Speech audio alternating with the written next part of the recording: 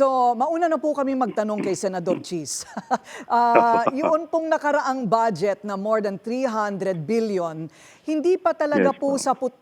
sapat yun para mapigilan itong nakikita nating mga pagbahang nangyayari?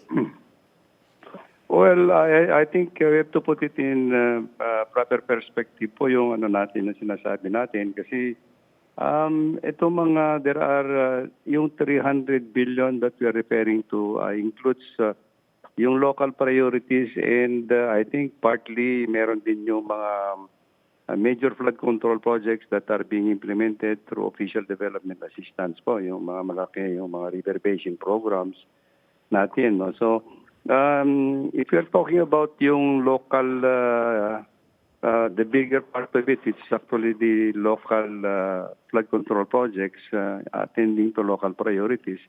They're not really designed for this kind of phenomenon po, yung mga ganong kagaya itong dinulot ng Christina because this is, this is a very unprecedented kung naman na dumaan dito, it's actually effect of a climate change phenomenon. So it's not, yung mga local projects natin are not being designed for this. Actually, yung mga major river basins program natin that we are implementing right now are actually yun na makaka-address to mitigate actually the flooding problems in the major river basins po. Okay. Unfortunately, we don't have, we did not have any major river basin program for flood control in the Bicol region as yet. Ganun po. So, ngayon po na Yes, ma'am. nakita natin ito, how do you solve this problem? Kailangan bang Well, doblehin ang 300 billion para not masigurado, this. para lahat po ng mga sinasabi po ninyong maliliit na mga probinsya na hindi po kaya ang ganitong rainfall at wala pong nakalatag na matinding flood control program ay mabigyan na next year? Yes po, I think we have to address it on a river basin program. So this is the instruction of the President to the department. We have to revisit actually yung Bicol River Basin development program that was initiated or that was implemented a long time ago in the 70s up to the 86. No? But Okay.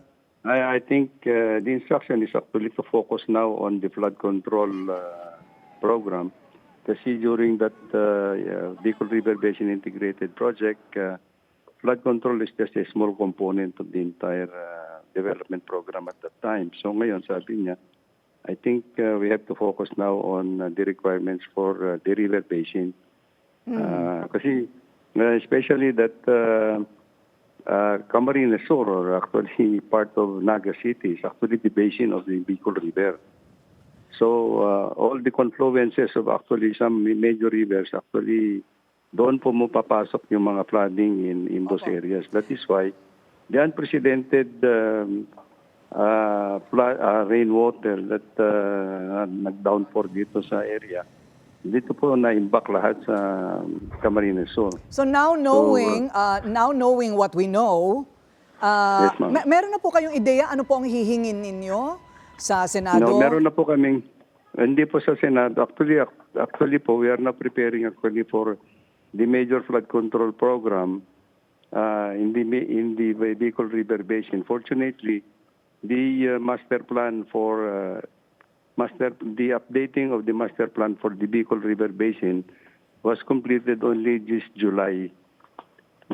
This July po. So we know now exactly yung sa mga engineering interventions that we need to do in the short term, in the medium term, and in the long term.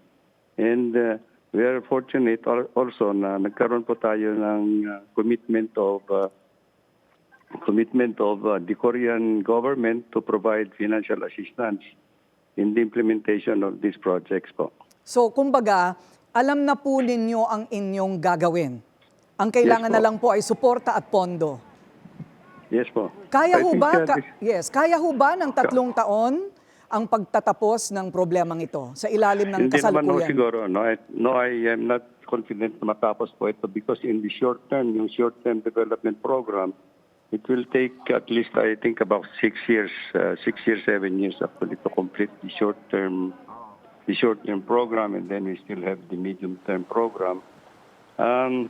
Having said that ho kasi, I think the programs were formulated before actually nangyari dito sa Bicol, no? Yung Bicol, yung flooding sa Bicol. So we will again go back and review actually yung priorities to address actually yung phenomenon on the climate Yes, change. sir. Kasi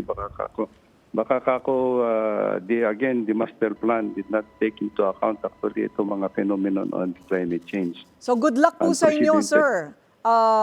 Yes, ma'am. Opo, needless Thank to you say, po, handa thank you. naman kayo. Good luck. Opo. Thank you po, thank you. Thank Maraming you, thank you, salamat, Ma'am Corina. DPWH Secretary Manuel Bonoan.